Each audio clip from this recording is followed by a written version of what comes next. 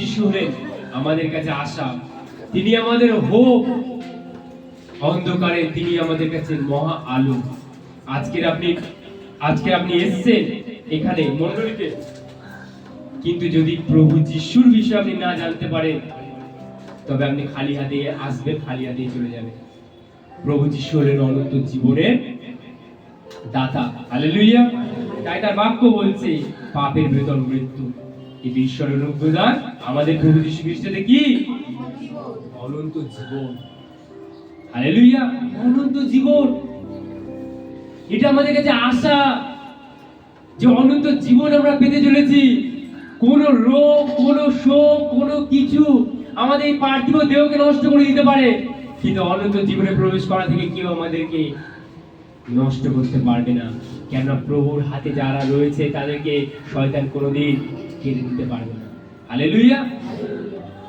তাই আইবের জীবনে এত দুঃখ, এত কষ্ট এসেছিল, আইবের শরীরে ফোড়া দেওয়া হয়েছিল, ফোড়া হয়ে গিয়েছিল, তার দেহটা নষ্ট হয়ে যাচ্ছিল, কিন্তু সে ঈশ্বরের বিশ্বস্ত থেকেছিল, ঈশ্বরের গুণগান করেছিল, আর তার সেই অবস্থা কি হয়েছিল? অধিক আশীর্বাদ যুক্ত হয়েছিল। সে ধৈর্যের পরবর্তী যে আশীর্বাদ সে পেয়েছিল, সে ধৈর্য রেখেছিল, আর সে আশীর্বাদিত হয়েছিল। তাই এই পৃথিবীতে আপনি একটাই জীবন পেয়েছেন, সত্য ঈশ্বরকে জানুন, তার কাছে আসুন। হালেলুয়া। কেননা অনন্ত জীবনের বাণী তার কাছে রয়েছে। সেই ঈশ্বরকে জানতে হলে কি করতে হবে আপনাকে? আপনি তাকে ডাকুন, আপনি তাকে প্রার্থনা করুন যে প্রভু আমি তোমাকে জানতে চাই। প্রভু দেখছে কেউ অন্বেষণকারী নেই,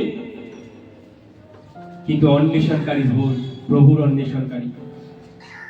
যখন বেথলেহেমের গোয়ালঘরে শিশু যিশু জন্মেছিল, কারা এসেছিল প্রভুর খোঁজে?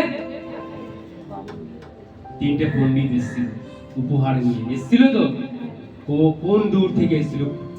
পূর্ব দেশ থেকে।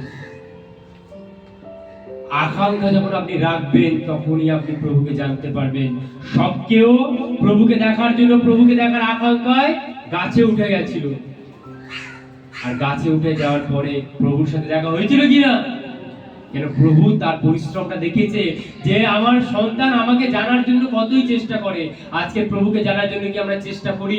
আমরা কি বাইবেল পড়ি? আমরা কি প্রার্থনা করি? আমরা কি নিয়মিত মণ্ডলীতে আসি? প্রভুকে জানার কতটা চেষ্টা, কতটা ব্যতিব্যস্ত আমরা প্রভুকে নিয়ে হই।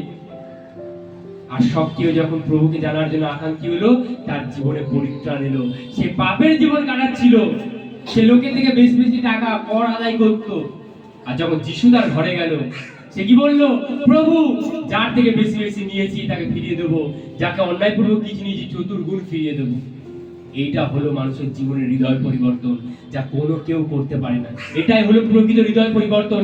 আজকে যিশু আপনার ঘরে এসেছে, যিশু আপনার হৃদয়ে এসেছে, কি করে বুঝবেন আপনার হৃদয় পরিবর্তন হয়েছে কিনা?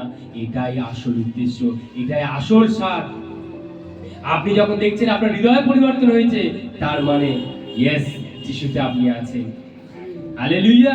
কেন? যিশু খ্রিস্ট আমাদের হৃদয় পরিবর্তন করে, আমাদের মন পরিবর্তন করে, আমাদের সিচুয়েশন বদলে দেয়। তিনি অসাধ্যকে সাধ্য করে তোলেন। হালেলুয়া।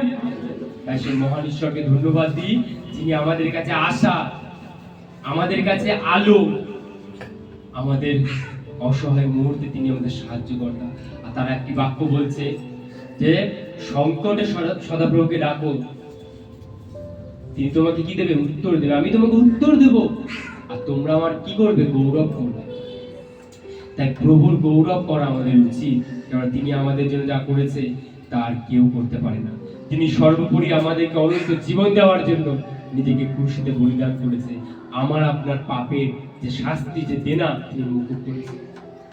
ভাবুন তো, আমাদের যদি অনেক ঋণ থাকে, অনেক ঋণের বোঝা আমার মাথায়, আমি ঋণ শোধ করতে পারছি না, আর কোনো এক ব্যক্তি যদি এসে আমার ঋণটাকে শোধ করে দেয়, কেমন লাগবে? আনন্দ হবে কিনা?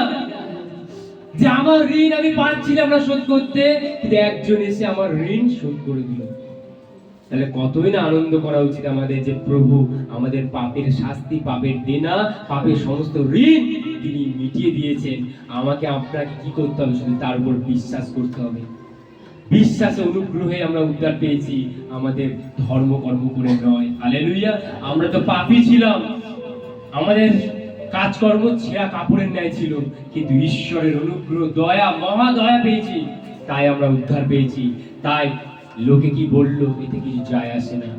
আমার প্রভুকে আমি জানি, আমি চিনি, তারা চেনে না। আমার প্রভুকে আমি আশ্বাদ করেছি আর আমি জানি আমার প্রভু কেমন মঙ্গলময় ঈশ্বর, তারা জানে না, তারা দেখেনি, তাই তারা দূর থেকে বলে প্রভুর কাছে যেও না। কিন্তু যখন তুমি প্রভুকে জানতে পারবে, প্রভুকে আশ্বাদ করবে, তখন জানবে যে প্রভু কতটাই না মহান, কতটাই না মিষ্টি, কতটাই না সুন্দর। হালেলুয়া। তাই আসেন প্রভুর জন্য যেন করতালি বলি।